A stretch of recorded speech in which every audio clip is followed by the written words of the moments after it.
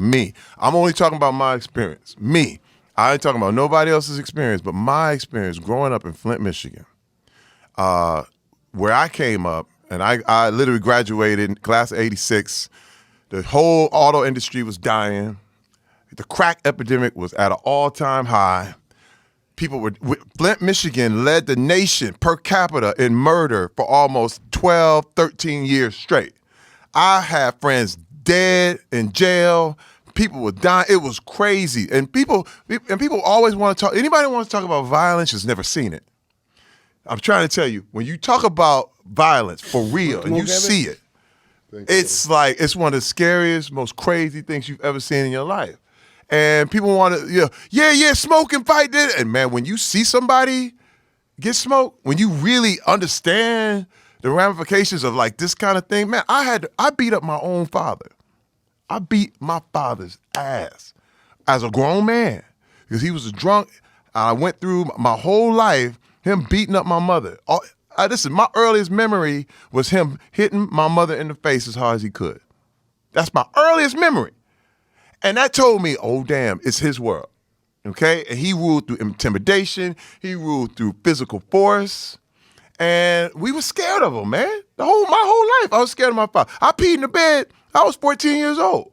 Because I wake up, I didn't know what was going to happen. I'm still afraid of my father. I would never fight my father. Come on, man. I would be a world champion because I know he would shoot you. He would kill you. He would kill you. I knew that for a fact. I knew that as an adult, I was always respectful. He needed money. I would make sure I gave him money. I didn't want to be on his bad side. But see, I did the same thing. I was a pleaser. I was like, man, you want another beer? Here's another beer. You want this? No. Yes, sir. Yes, sir. But pull your pants up. My pants up, sir. No. But this is the thing.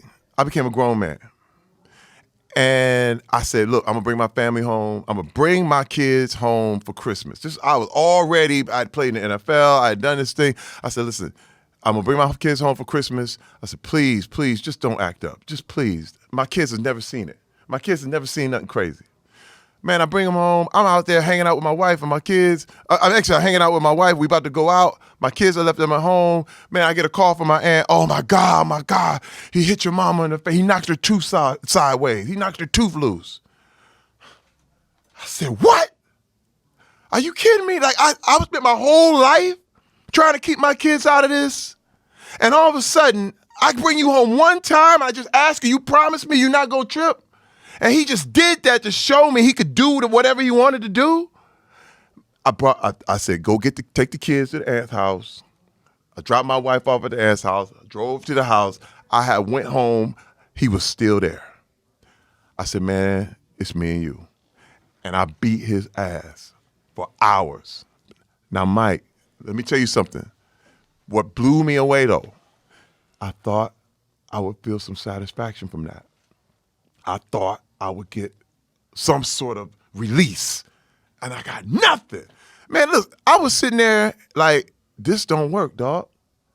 This don't work. I got revenge. Wait, I got all the revenge I wanted. He was laying there talking about, do him, please. Because he an old man now. You know what I mean? And I'm going, all right, hey, man, all this beating people ass stuff, it don't work. I mean, when you look at the results of what happened, I was like, I was left emptier. I was just like him. And I was done. I said, you know what? It's just not the way. It's just not the way to go. I choose to not go that route. So tell me, do you feel you have a temper?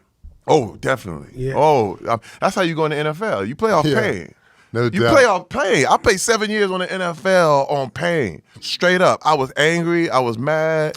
And that's how allow you to put your head into anything. Me too. I did that with boxing. But was tricky. Then I finished boxing. That doesn't work in the real world. It doesn't. No, that stuff doesn't work in the real world. Being tough doesn't work in the real world. You gotta be smart. Homie, it's like the military. Oh, it's like the military. You know, imagine when you're in a war zone. Yeah. You know, Mike, I know vicariously your experience. You know what I mean? I didn't live it, but I know the people I understand you because I feel your pain. I feel a lot of what you came up in.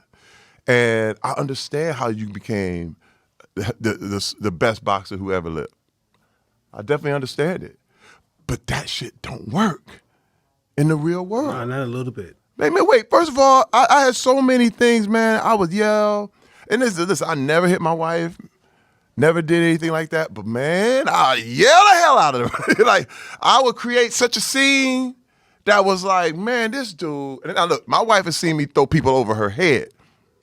But then she was the one who told me, Terry, listen, we gonna lose everything. We gonna lose everything. I had a hairpin trigger. What you say, nigga? What you say? You know what I mean? That's all it took. And all of a sudden, I was snapping. And dude, listen, can I tell you something to you? I'm glad Talk you to didn't me. reach that level yet. See, I was that guy tripping, hitting people because they fucking with me too much for autographs. I fucking knock them out or something, I break their fucking jaw. Next thing, but know what? I started signing those checks, and that what broke my spirit. Oh, these niggas getting $4 million. I don't even know these guys. $8 million. I don't know these. Who are these guys? Just because I was stupid, I hit these guys, man. I was Dig. I had Pepsi-Cola commercials and all that stuff, man. Right. Now I became one of those crazy guys that scared of me and stuff. You know, right. So you can't do that. You gotta be cool with that. You gotta control your temper because they'll freak out. Those people in Hollywood that's down with you, they'll freak out. Mike, could you please Angry tell these black people? guys freak them out.